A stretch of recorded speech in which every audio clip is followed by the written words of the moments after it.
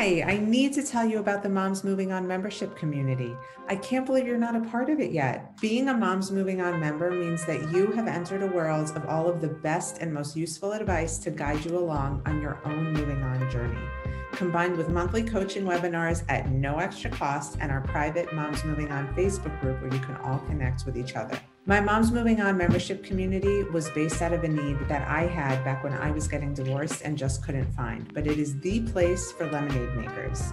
I've rounded up my go-to experts to put together curated content just for you, including a free monthly webinar with me, self-confidence boosters, co-parenting tips and strategies, heartbreak advice, divorce anxiety relief, legal advice from top US attorneys and mediators, financial advice, ebooks to help you on your journey, journal prompts and worksheets, discounts for all of my favorite brands, playlists to get you in the mood no matter the mood, my direct number for when you need extra advice, and of course, discounts on workshops.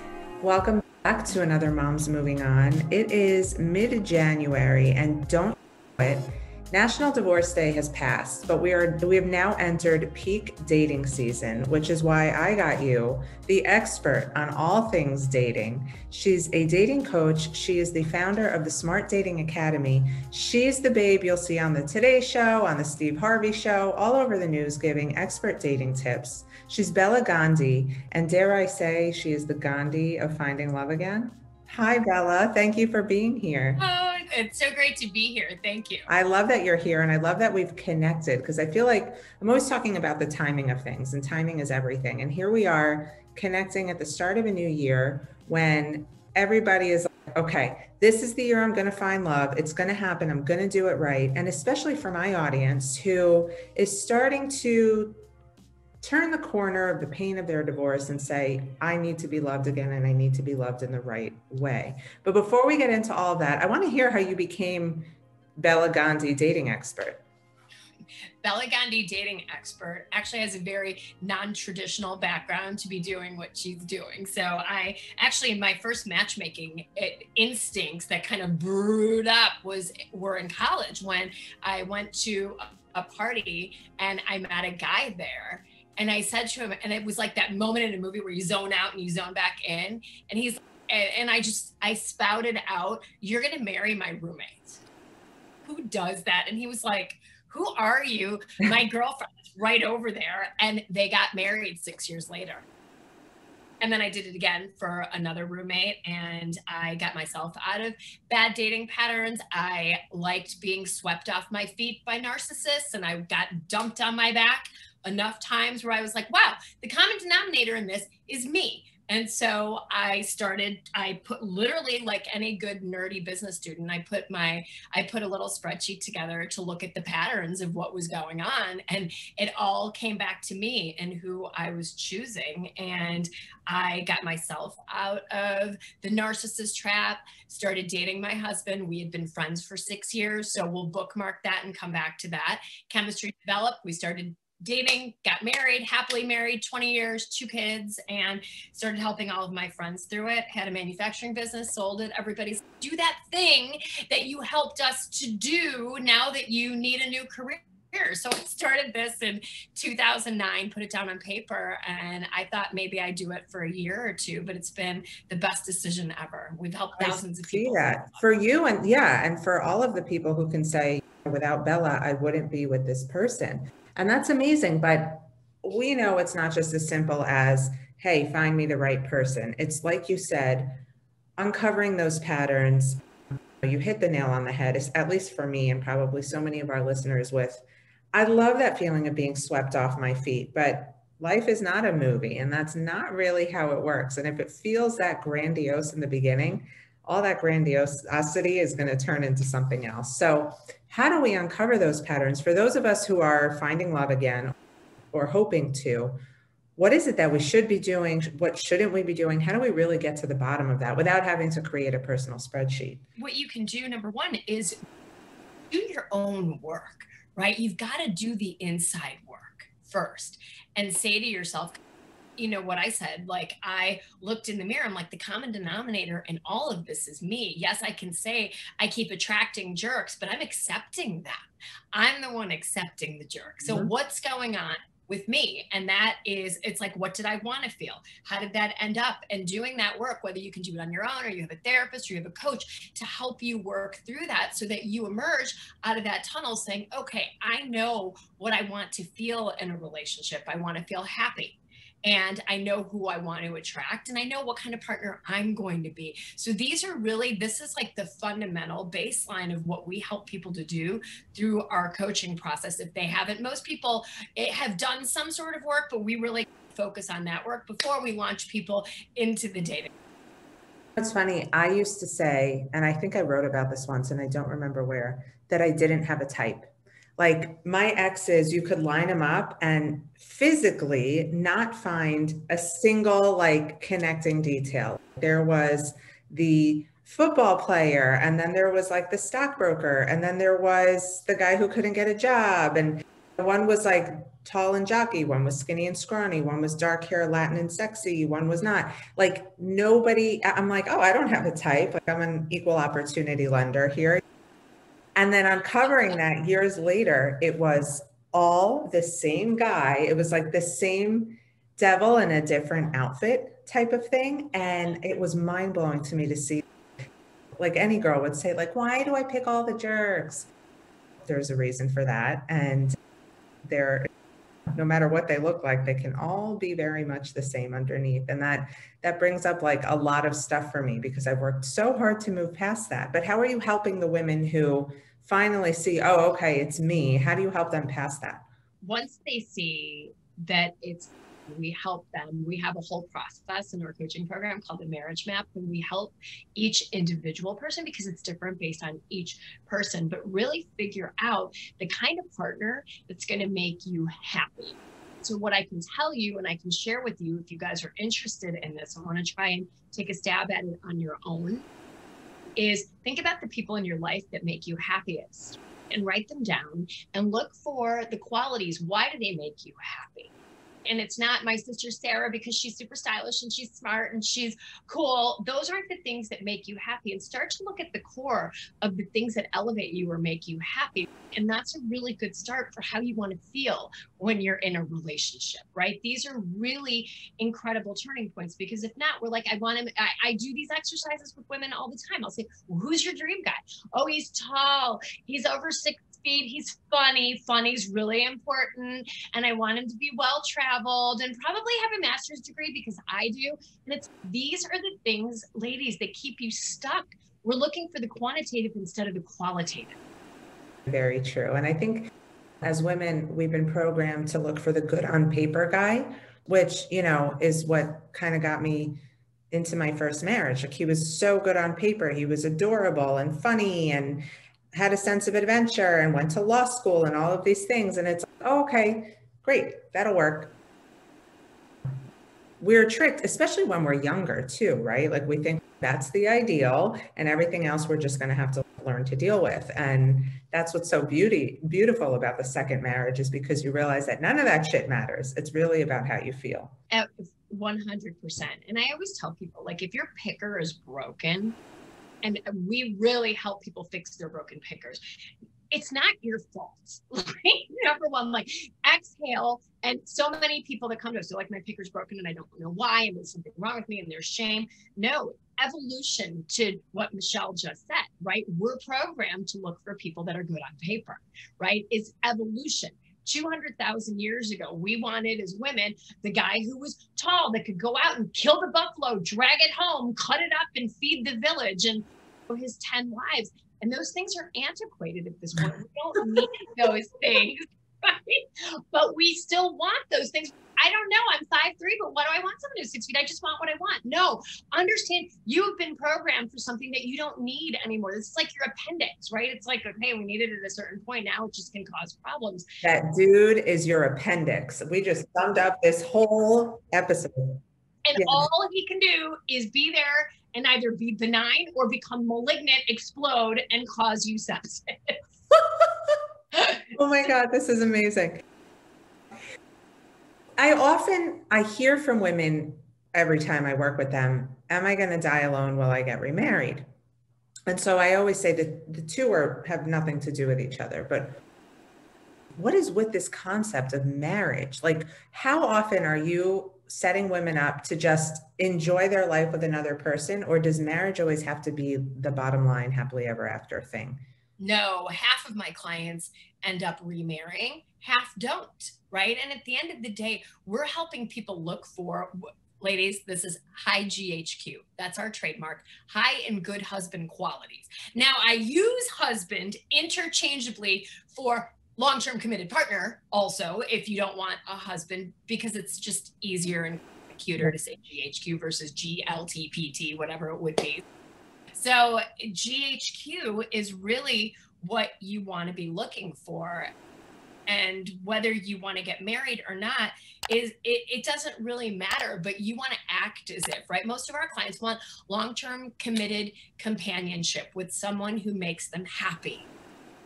That's the end game. Whether you go through get married or not, that's 30 minutes. I go to a ton of Zoom weddings right now. I see they're 20 minutes, they're on the beach, they're great, they're done. And they were together happily for 3 years before that. So Yeah. it all depends on you.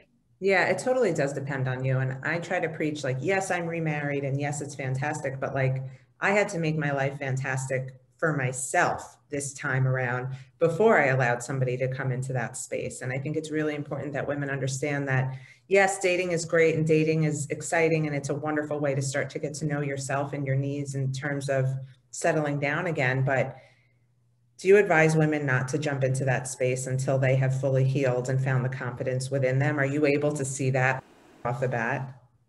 Yeah, I think if you don't know, I think it's okay. I What does healed mean? And I think that means something different for so many people, depending on what's happened to them and their relationship.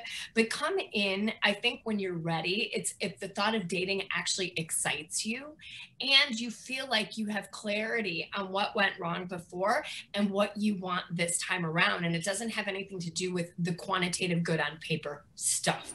It's like, well, last time my ex was 10 years older than me, and I'm never going to do that again. I'm going to be with someone my own age or someone younger. That's what I call correlation and not causation. It wasn't necessarily the fact that he was 10 years older than you that caused the problems. There was another bad toxic core that caused that problem. So really be able to distinguish what blew things up at the end of the day. And also look at, it always takes two to some extent. And while when you're with a narcissist or someone avoidant, it can feel like we're just the victims at the end of the day. I think what you can tell yourself is my complicity in that was accepting that from the beginning. My complicity was ignoring the red flags and thinking that this would be okay. And this time around, I'm not going to do that. I want someone who makes it feel easy. Easy is the most important word, you guys, that I look for when my clients have been through the dating process. And we have a whole thing that we're not letting people be exclusive until 15 to 20 dates. And we talked about sexclusivity. But so there's a whole process to slowing this down and being really intentional. But what I can tell you for purposes of this is when the relationship feels easy, you're on the right track. And easy doesn't mean no conflict, but it means when you have conflict, you navigate that conflict easily. People say really, oh, marriage is hard work. It's work, but it shouldn't be that soul crushing, energy sapping kind of work. You should not feel like you are under a black cloud in your entire marriage. I went from that to the easy and I'm like, oh, Yeah. okay. Now I get it. Now I get what people are talking about. But back to the fact that it's peak dating season. If you're a mom and you're listening to this and you're like, okay, but I'm a mom and I'm a single mom, how the hell am I supposed to date? Newsflash, COVID has given people the gift of literally online dating, like Zoom dates. And I have clients who have done it and I've obviously never done it, but it sounds amazing. Makeup on, bra probably off and not really having to put on a great outfit. Let's all COVID date and online date, technically, literally. What is this like for women these days? Like, how are they enjoying this? Tell me what you're seeing. So video dating has changed the game. I'm obsessed with it. I love it. Even with our clients that are going through our program, I always say message people first. If there's no red flags, then take it to a phone call, right? A 10-minute phone call. Crazy cannot keep crazy in the closet for more than 10 minutes, ladies, okay? write that down. If the person sounds kooky on the phone or red flaggy, okay, then he goes back to the pond. But if he sounds good on the phone, do the video date. And I want to squash something right now. I do a lot of workshops and I listen to a lot of women and they're like, oh, I don't want to do video dates because I'm just so much better in person and I don't like the way I look on camera. I am telling you, that is a giant story you're telling yourself. You look amazing on camera, do video. It's better, faster, cheaper. You don't need a sitter to do it. 30-minute video date, grab your cocktail, drink your tea, and you're done. Put boundaries around it. Hey, how about we do a Zoom date tonight from 5 to 5:30?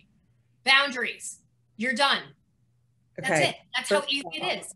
I would have been the girl that was like, I don't want to do it on camera because there's not good lighting. I Get think a light. what better way? Light. What better way to gauge? This is me, take it or leave it, see if he's really into you. And also, you're weeding out at this point, and this is why I think it's great. I'm like you. If I would feel a chemistry or a connection on the first date, I would be swept off my feet and I would just go with it and end up giving too much of myself too soon, if you can read between the lines.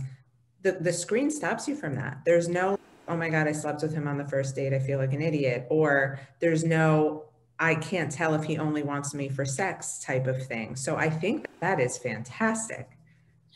No pun intended. The screen provides an excellent barrier to entry. Oh my God. Ladies, dun, dun. Get on the computer. When do you, everybody has their own COVID rules, but when do you know it's time to literally take this off the screen and to a socially distanced date with a mask or whatever you're going to do to meet up with this person? Look, I know many of you probably have gotten into the relationships you have because you've sped things up. Video, here's what I'm telling my clients. Do a video date. And if the date goes well, lather, rinse, repeat. Do it again. And if that video date goes, do it again. You can get to know someone almost for the first time in history. It's like a throwback to old-fashioned courtship. You don't, especially if you're like Michelle says, you're like, wham, bam, thank you, ma'am. You're ready to go and there's chemistry and you haven't had sex in a long time. And you're like, wow, this is amazing. If that is you, put the screen in between you. Do multiple video dates because ultimately it is more intimate to have a date like this than it is to have a mask on up to your eyeballs and try to have dinner with somebody. In so many states right now, dining is shut down. I know in Florida, you're way more open. In Chicago, we have no indoor dining. It's 20 degrees. So if after several video dates, take it to Match's #1 date in 2020 was a walk in the park. Do that. And then you'll be side by side, and studies show that we actually have deeper, more meaningful conversations when we're not face to face, when we're actually side by side, like sitting on an airplane with a total stranger and divulging your entire story. Oh my God, that's so interesting. That's really nice, actually. I like that whole walk in the park thing. Walk in the park. And then if that date goes well, that doesn't mean next time. I'm going to tell you something. Anybody that asks you, if you're on your 4th date, hey, I would love to cook you dinner. Come over to my place. Every woman is like, melt, melt, melt. Oh my God, finally someone that's going to take care of me. He wants to get in there. It's a trap. I coach a lot of guys, ladies, so I know the inside anecdotal stuff. And they're like, listen, I know a lot of women they're coming to this and they want to feel love. So I'm going to offer to cook them dinner, and you're coming to my place, okay? There's a bed, there's a sofa, there's a couple of bottles of wine. They're like, I've got 3 and 4 chances potentially of getting laid. It's, oh my God, ladies, let me take the microphone to this. If he says, let me cook you dinner, just answer gently and just say, oh my gosh, that sounds so amazing. How about we actually go for dinner at blah, blah, blah spot? And it's not that the guy is malicious and wants to just wham, bam, thank you, ma'am, you, but you're going to speed things up too quickly if you do that. And women, when we have sex really fast, boom, oxytocin spikes. We're attached. And if they don't have that emotional like for us and they don't know us that well, it becomes very easy for them to be like, okay, Thank you. Next. Oh my God, I feel so seen right now. I want to hide under my desk. If I had a screen to protect the barrier of entry years ago, I would have saved myself so much heartache. Ladies, this is a very valuable episode. That's all I can say. And so is COVID and dating. We silver lining in COVID, it's dating. That's what it is. Do it. Even if you think you can't or you don't look good enough. Honestly, we actually put together a webinar a few weeks ago because so many women were like, I don't like how I look on camera. You know how to do this, Bella. No, I learned how to do this. And if I learned how to do it, any of you can learn how to do it. So we had our makeup artist and me, we put together a webinar called, Perfect Your Makeup and Your Lighting for Zoom and Beyond. Like, there are things to help you and to build your confidence, right? So you just do it is my best advice. You won't be sorry. I love it. It's easy. It's fun. And my clients are like, thank you, thank you, thank you. I have eliminated so many duds by doing video dates. I had a client go on a date with the dude that lit up a giant joint 5 minutes into the date, but it looked like the room was going to explode. I was like, dude, you on a 30-minute video date, like you couldn't hold off. People show us who they are. And she had such a great attitude about it. She's like, that might be for some people, but it's not for me. And if this was real dating and we were meeting out for dinner, I might have known that this was so important to his lifestyle for like 8 dates. Right. Yeah. Oh, that's really interesting. So while we're on the topic of those types of things, give me the 3 biggest red flags you tell your clients to watch out for. Anybody that seems negative, even in their profile. This is a huge one. If somebody says they're not looking for drama in their online profiles, ladies, put your shoes on, get your Nikes on, lace them up, and run away from that person. If someone says, I'm not looking for drama in their profile, what it means is that's the Rosetta Stone. That's me. I'm here to tell you, I will cause you drama. I will cause you drama. And I will cause you for getting upset about it. Yes. Yes. That is the first big red flag. When I see that, I was like, up, off, delete, back to the pond. You're gone. Don't ever. And so many women read these profiles earnestly when men are like, if you don't look like your pictures, don't message me. And the women were like, oh, I look like my pictures. Oh, I'm not full of drama at all. And we're like, and we message them back. No, if somebody's projecting negativity into their profiles, that shows you who they are. Believe that shit. I love it. I love it. Okay, next red flag. Oh my God, anybody who is love bombing, too fast, too furious. You are the most gorgeous thing I have ever seen.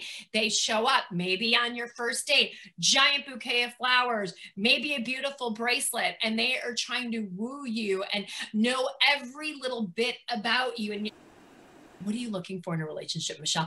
Oh, I'm looking for a guy who blah, blah, blah, blah, blah. And there's this massive drip campaign of him giving you every single thing that you said you wanted right away up front. He's talking too much about the future. Oh my gosh, I want you to meet my kids. I want you to meet my parents. We're going to go to Cabo in April and we're going to go to my house. Woo! Red flag. Too fast, too furious. Flames out. Very good. Last one. Oh, God, there's so many. So we had drama, negativity, anybody who seems even mildly critical. If they're projecting, if they're playing the victim, okay? If they're saying, oh my God, my ex-wife, she was a beast. She accused me of cheating. I didn't. It was actually her that was cheating. And my boss just hates me for no reason. And my ex has turned my kids against me. Like anybody that plays the victim, again, is probably the perp. Hell yes. That is like across the board in life. I love that. That's so important. That for me, you just covered all the most important things. And unfortunately, things most of us women have fallen victim to is this, oh, everybody's so mean to him. I want to fix him. And oh, he's love bombing me. This is real. And trying not to see that he's a psycho. I'm going to ignore all those flags. We've all fallen victim to this, but that last one speaks to me on like a whole nother level. Anyway, I feel like we can do this forever. There's so much good advice in this one episode. I feel like we're going to have to like do another one and break it all down more because I know from experience that the dating game is scary enough, but going back into it as a divorced mom with children, you're not just dating for yourself anymore. You are potentially bringing this person around your children. You really want to do this the right way. I think this topic is endlessly important. I'm so excited we've shed light on it. Where can the listeners find you? What can they learn from you? What do you have coming up for them? So I do a free Instagram live every Thursday at 8 p.m. Eastern, 7 p.m. Central. You can follow me at Smart Dating Academy. And every week we usually have a topic. I post a sticker in my Instagram stories where you can ask your questions. It's an incredibly positive, inspiring, warm community that will uplift you. So that's your best. Get on our IG lives or check out our website, smartdatingacademy.com. We do a lot of video, a lot of segments, like Michelle said, on TV, on YouTube, where you can get tons of free tips as well. And we have webinars and coaching services. So the whole spectrum of things, whether you're in the market to just learn or you really want a personal trainer for your love life, which is what we become. I love that. You guys definitely check her out. If you are a Moms Moving On community member, you will find some amazing tips in our Lemonade Lounge from Bela, personally created for you. So I'm very excited about that. If you're not a member yet, what are you doing? What are you doing? Get on it. Get on it. Thank you, Bela. You are amazing. I can't wait to share this. And to the rest of you listening, you are amazing too. Thank you for being. Keep moving on. So excited to let you know that the official Moms Moving On book is launching soon. It's called Moms Moving On, Real Life Advice for Conquering Divorce, Co-Parenting with Conflict, and Becoming Your Best Self. If you want early access to the book, plus my free guide, 5 reminders to help you ditch the divorce mama guilt, go to momsmovingon.com/book to get early access. We've worked so hard on this book, and I'm really excited to share it with you. Are you newly separated or divorced and looking for community? Are you nervous about dating again after marriage? Don't worry, we're in this together. I'm Michelle Dempsey, founder of Moms Moving On, and I've been there, which is why I'm inviting you to my private workshop, Moms Moving On After Dark. In this 4-part workshop, you'll get how to answer important questions like, how do you know if you're ready to date again after divorce? Tools for finding your confidence again, tips for online dating and how to spot red flags, dating after divorce etiquette. What do you tell people? What do you tell the kids? And when is the right time to do that? We meet virtually 4 times over the month, and there are only 5 total spots, and they're filling up fast. So make sure you go to momsmovingon.com/workshops to RSVP ASAP. I can't wait to see you there.